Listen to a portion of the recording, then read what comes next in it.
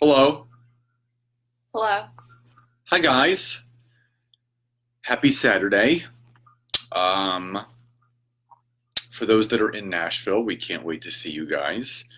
Um, and for those that are able to pop on, I know a lot of people maybe are in transit to Nashville or are hanging out. Hi, Annette. And I know a lot of people, I mean, it's 1 o'clock back east. I know some people are driving down. Hi, Doug. Hi, Michael. Hi, Annette. Hi, Hope. If you guys are jumping on, say hi and where you're coming in from. So, hi, Corey. We were out last night, and we ran into this really awesome couple. I didn't really know the backstory on them. Hi, Carrie. And Nancy ended up bumping into the wife in line to go to the bathroom and learned some amazing things. Oh, hi, Carrie. Hope, hi. And, she came back after having the conversation with this woman, and there was some just amazing takeaways. So she shared the conversation with me, and wrote down 5 things that we both thought from that conversation that would really, really help everyone. What's up, Jason? I'm calling from Simi Valley, California, Ventura County in Southern California. Hi, hello, Doug, welcome, drive safe. Jordan, what's up? So here's number 1. So these are 5 tips that we took away from this couple that we feel if couples could inject this into their relationship, it will make it even stronger. Yeah, I just wanted to say. You can say something. So what happened is last night we were at this like awesome bar, and we're in Nashville right now, and Scott had just commented on how nice this guy was, this big guy in this black shirt. Well, he kept coming over and like offering to buy us beers and stuff, and like just great energy, just really good energy. And Scott actually commented, and he was like, "This guy's got such good energy. He's just a good guy." And I was like, "Oh, that's so cool," you know. And I ran into his wife in line for the bathroom, and she turns around and she was just saying, "He's my favorite human being, like ever." And we got to talking, and I sent Scott a text from line, and it was like, wow, like this is like such good stuff, to share with everyone. Yeah. So these are in no particular order. So the first thing that she said to Nancy that I really took, I mean, we both took away, we're like, wow, is number 1. Never talk shit on each other. And she said this, she said literally, she goes, never talk shit on each other. Yeah. Go. So she basically said whenever they got married, they basically made a pact, and they said, look, we're a team unit now, and we support each other. And even when we're being idiots, they're still a team. So whenever they're with their friends, their family, whoever, they never talk shit on each other. And we'll kind of elaborate on a few other things, but it all comes back to communication, but with each other, if they're being stupid or whatever. But I love that, because it's like how many couples actually talk so much trash on each other and about how much, ooh, he doesn't do this and she doesn't do that. And she's like, nope, I will never say a bad thing about him. So what I took away from that was, how many times, obviously we have such a great respect for each other. How many times do we invite other people into our relationships with friends and family, and we start saying negative things about that person? And what does that end up doing? It's going to give it, you're basically taking your frustrations and whatever you're feeling towards that person, and you're now inviting those friends and family into that emotional feeling. So automatically they're going to start judging that person, and they're going to start not liking that person. And you're just inviting unwanted people, but also unwanted energy and conversation in. So, if you're having issues with your spouse and you end up talking in confidence to like your sister or your brother or your parents or a friend, news travels, but also the person that you're talking to, even though you're voicing something to them, if you need to go to another person to voice your feeling about the person that you're with, and you can't go to that person to have that conversation, you need to start thinking a little bit deeper about the relationship that you're in. Wouldn't you agree? Yeah. Yeah. Okay. Yeah. All right. So number 2, And again, guys, please share your thoughts and opinions on this because, we want people to, we're still learning from each other, but also from you guys. So things that you guys have found successful, we also want to learn as well. So number two is, this is another thing that she shared with us. Number two is having open and honest communication. Go. Yeah, so with this, she actually said he's the first guy to ever call her out on her shit.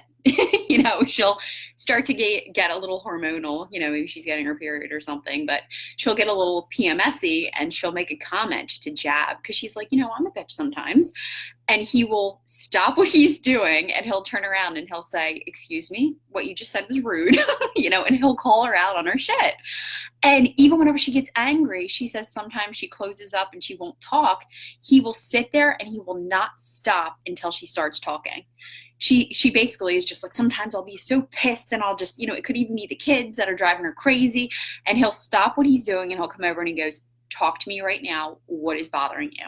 And they have to digest it. And she's like, I can explain to you how many people I've been with, and whenever I married him, like, it's just, she said, it's so stinking refreshing. And mind you, this couple has been married 15 years and she's still saying like, he's the love of her life. So again, he calls her out on her shit. They have open communication. Nothing is hidden. Nothing's under the carpet.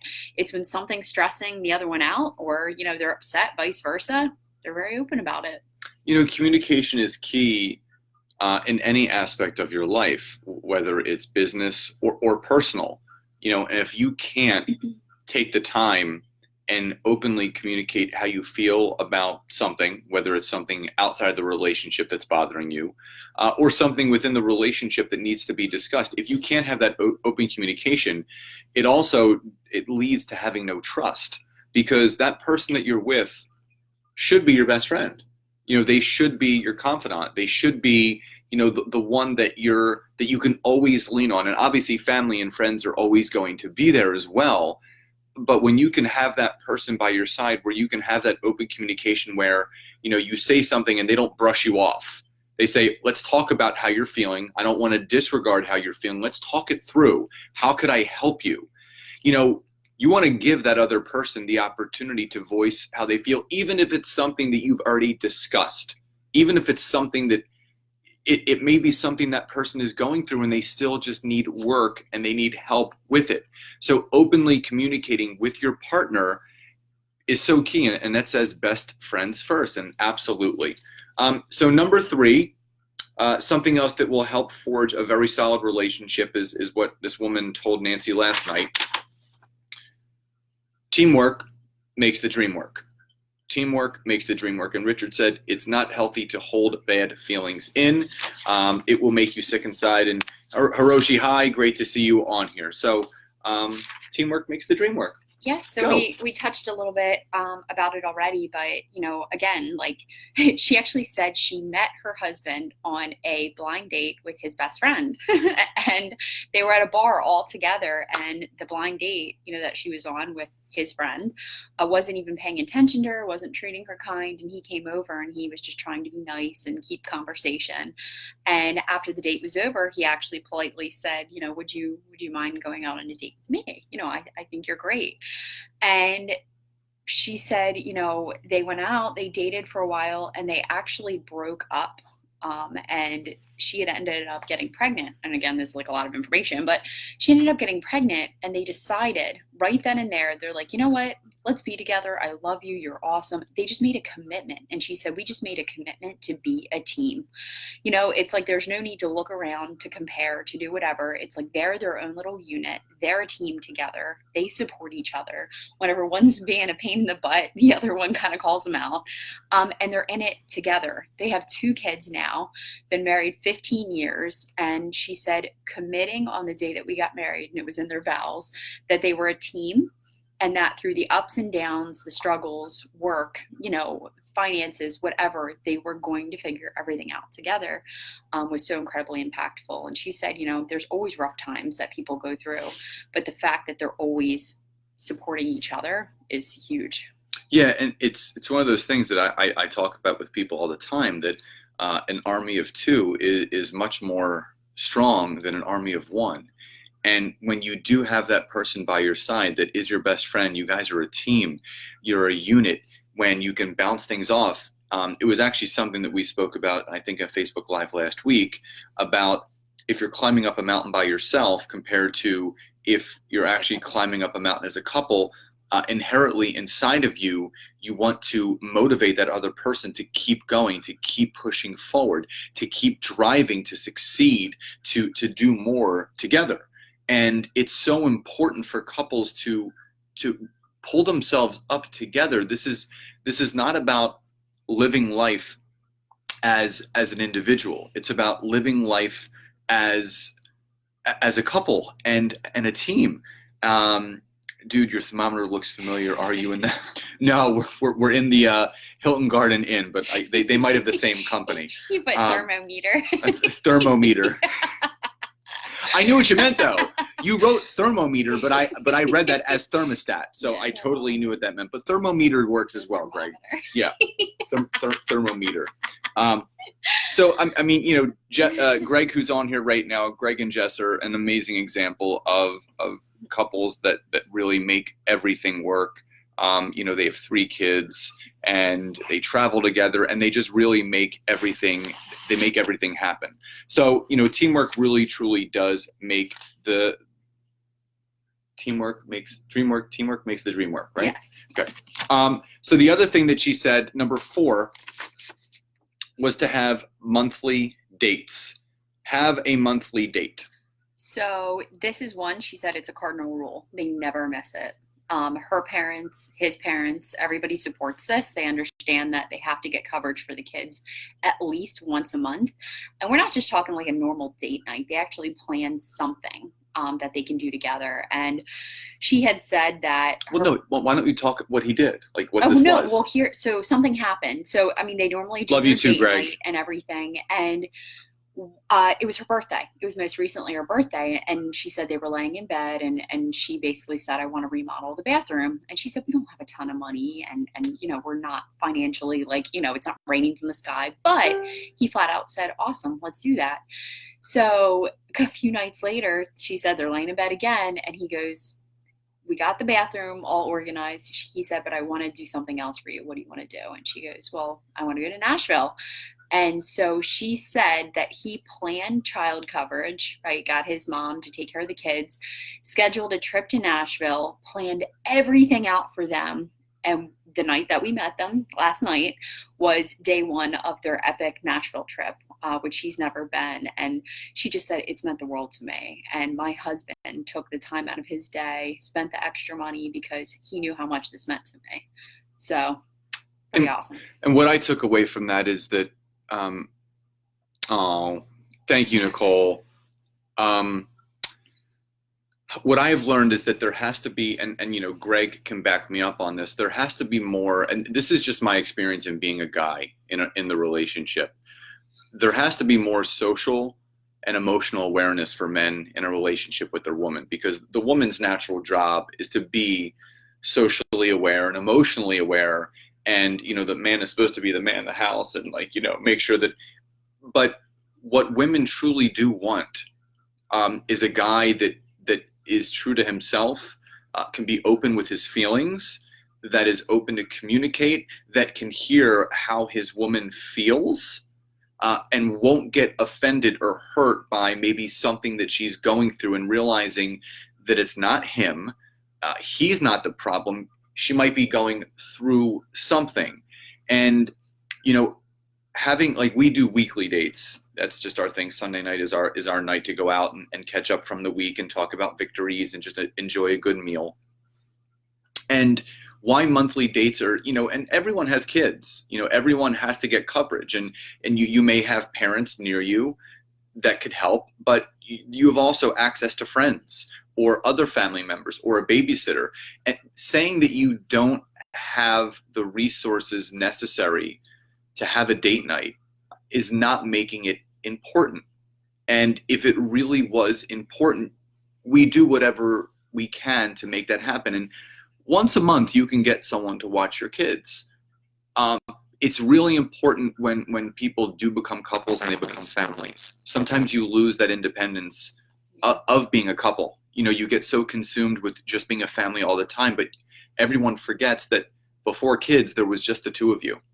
And forging that relationship to continue to flourish and grow by doing monthly dates or weekly dates or a couple vacations a year is really, really key. Well, yeah, and it doesn't have to be something crazy extravagant. I mean, I think it should be something that should be worked into the budget, where possible, but it could be just going to a coffee shop together and talking.